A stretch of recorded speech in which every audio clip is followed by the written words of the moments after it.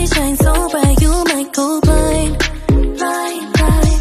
When I walk through, they close, they... Hello, magandang araw po sa lahat. Gusto ko lang po ipaabot doon sa mga gusto pang mag-convert ng G-Gibbs nila into cash.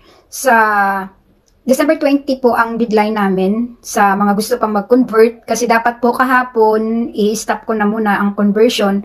Then magre-resume po sana kami sa January 2. Pero dahil madami po ang nangangailangan at madami pa din po ang line-up po release. So kailangan po namin na mag-minimize po muna. So ngayon, December 20 na lang po yung last day ng aming pag-convert. Sa mga gusto pa po, pasok lang kayo sa aking page at direct PM po kayo sa akin. At magantay lang po kung minsan hindi ko po kayo nare-replyan dahil po busy din po ako. May ginagawa, madaming ginagawa. Then, resume po tayo sa January 2. Patuloy pa din po. Basta, yung mga waiting to funds lang, mga hindi nagmamadali, wala po kaming real time, o ulitin ko, wala po kaming real time para sa conversion nyo. Wala po tayong real time. So, sa mga willing to wait sa funds release, so, pwede po kayong pumasok sa akin. So, ngayon po, hanggang December 20 lang po na muna ang pag-accept natin ng mga G-Gibbs convert.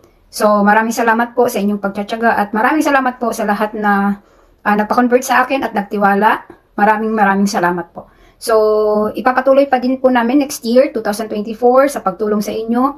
At para po na meron po kayong legit trader talaga na nalalapitan. Hindi po kayo mapunta sa iba, hindi po kayo ma-scam. At ito po yung legit. Basta po marunong lang po mag-antay sa funds. Hindi po kayo mai-scam. Ako po ay nag-ano sa inyo na hindi po kayo mai-scam. Basta dito po kayo sa akin. Kaya nga po, lagi akong nagpo-posting sa aking page. Sana patuloy pa tayong nagko-convert. So, wag po kayo maniwala sa iba na gumagaya or baka may gumaya na sa akin page na Shamsi Chill 13 Vlog. So, i-direct PM nyo lang po ako. Ito po yung page ko. Ito po. Wag po pupunta sa iba na nagpapanggap ng trader din sila. So, maraming salamat po sa inyong lahat. Merry Christmas and Happy New Year to all.